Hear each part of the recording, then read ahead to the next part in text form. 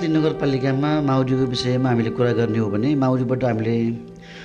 दुई किसिमको कुराहरू सिक्न सक्ने अवस्था रहन्छ। पहिलो कुरा माउरीबाट सिक्नुपर्ने अवस्था भनेको उसले आफ्नो कार्य सम्पादन कसरी गर्ने भन्ने कुराहरूको विषयमा हामीले सिक्न सकिन्छ।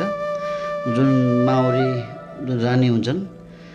त्यो रानीले आफूले जहाँ जे चाहियो त्यो अनुसारको अन्य माउरीहरूलाई काममा लगाउने, नियम पालन गराउने र माउरीबाट सिकेर मानिसहरूले पनि माउरीकै सिको गरेर आफ्नो समाज परिवर्तन गर्नको लागि, एकताबद्ध बनाउनको लागि सिक्न सकिन्छ भने दोस्रो कुरो यो माउरीको मह हामीले पञ्चामृतको रूपमा प्रयोग गर्छौँ। पञ्चामृतमा समावेश हुने जुन 5वटा तत्त्वहरूमध्येको एउटा महत्त्वपूर्ण तत्त्व भनेको माउरी हो। यो पछिल्लो समयमा म राप्ती नगरपालिकाको नगर प्रमुख भइसके पछाडि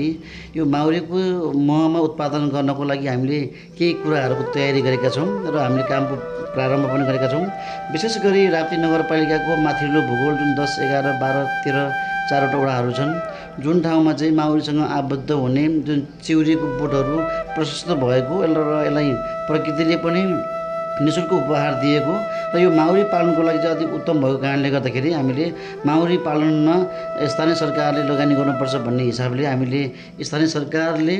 स्थानीय जनताहरूलाई माउरी पालनमा चाहिँ हामीले अग्रसर हुनको लागि हामीले विभिन्न खाले प्रोग्रामहरू तयार गरेका छौँ। जस अन्तर्गत अहिले हामीहरूको निर्वाचन पश्चात हामीले यसलाई एकीकृत गरेर माउरीको मह उत्पादन गरेर सङ्कलन गरेर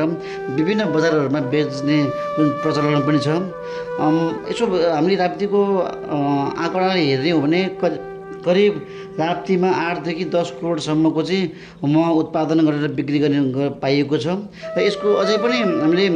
बजारमा पर्याप्त रूपमा हामीले मह दिन सकेको अवस्था छैन। यसले के जनाउँछ भने राप्ती नगरपालिकाको माउरी किसानहरूले जति पनि मह उत्पादन गरे पनि यसको सम्भावना बढी छ,